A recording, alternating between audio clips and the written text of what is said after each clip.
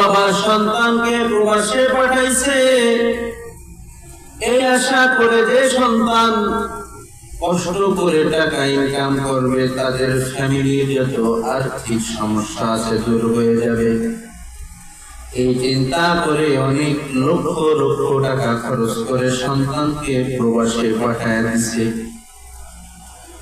সন্তানকে প্রবাসে পাঠায় তাই বছর কি বছর যাই, কাজ করে টাকা পাঠাই, যত ঋণ ছিল সব ঋণ শোধ করিয়া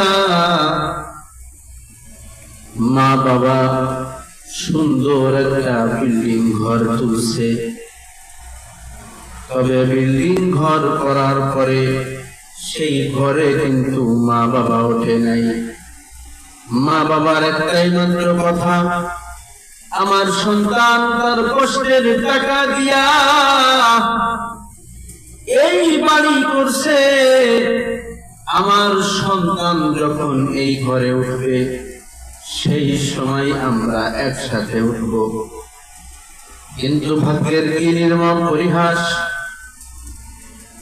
কথাবার্তা চলতেছে 5 বছর পর কয়েক দিনের মধ্যে তার ছুটি মঞ্জুর হয়ে যাবে।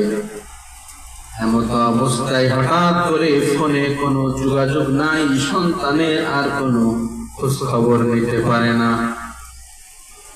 মা বাবা টেনশনে পড়ে গেছে।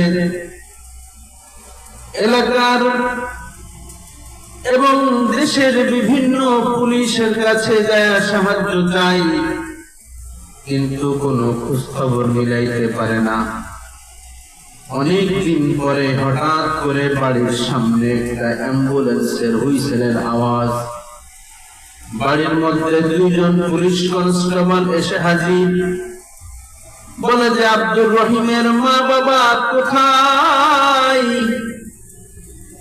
যখন পুলিশ আসছে তখন মা বাবা খুশি হয়েছে, মনে হয় আমার সন্তানের খোঁজ খবর পাওয়া গেছে। যখন নাকি পুলিশ কনস্টেবল পিতা মাতাকে ধরে বাড়ির বাহিরে নিয়ে গেল, সেখানে যেই দৃশ্য দেখলো, আল্লাহ! অ্যাম্বুলেন্সের দরজা যখন খুলে দিল, দেখে যে একটা দেহ সাদা কাফনে মুড়ানো রয়েছে। যখন নাকি ওই কাফন মুখের উপর থেকে সরাইয়া দিছে, মা বাবা চেয়ে দেখে তার আদরের কলিজার ধন লাশ হয়ে পড়ে আছে। যাকে বিদেশে পাঠাইছিল সুখে থাকবে সেই কারণে, সেই জাদু মানিক দুনিয়াতে আর নাই। এই চিন্তা করিয়া মা বাবা 2 জনই চিৎকার মেরে বেহুশ হয়ে পড়ে গেছে। এরপরে পানি টুনি মারার পরে যখন তাদের হুঁশ ফিরে আসছে, চিৎকার মেরে কেঁদে কেঁদে বলে, বাবা তুই আসলি তো আসলি, কিন্তু আমরা সুখ ঠিকই পেলাম, টাকা পয়সার কষ্ট দূর হয়ে গেছে, তোকে কিন্তু আমরা আর পাইলাম না। তোর এই হারানো ব্যথা আমরা কোথায় রাখবো? আসলে মুহতারাম হাজিরিন, বাবার কাঁধে সন্তানের লাশ, এটা যে কত বড় কষ্টের একটা জিনিস এটা বোঝানো সম্ভব না। এই পরিস্থিতির সম্মুখীন যে হয়েছে সেই একমাত্র বুঝতে পারবে। বাবা একটা কথাই বারবার বলতেছে, এত সুন্দর বাড়ি করছি, তুই আসবি, তোর সাথে একসাথে এই বাড়ি উদ্বোধন করব, কিন্তু তুই তো আর দুনিয়াতে নাই। এই বাড়ি ঘর দিয়ে কি করব, কি কাজে লাগবে?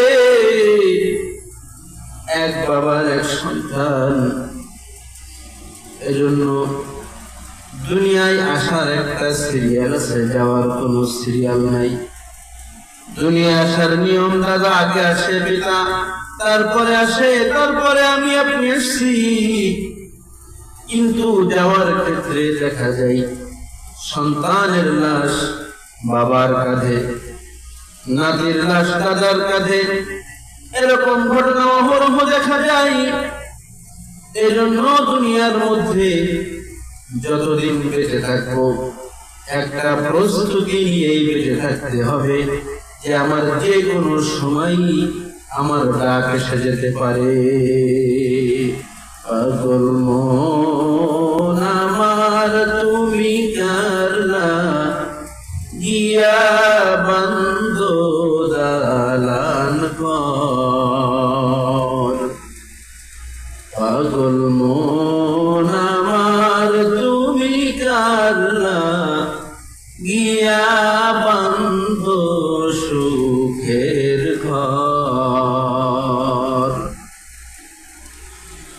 উপর তলাই বাতি জ্বলে,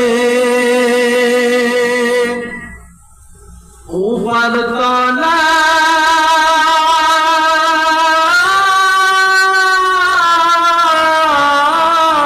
তলাই বাতি জ্বলে, নিস্তলাতে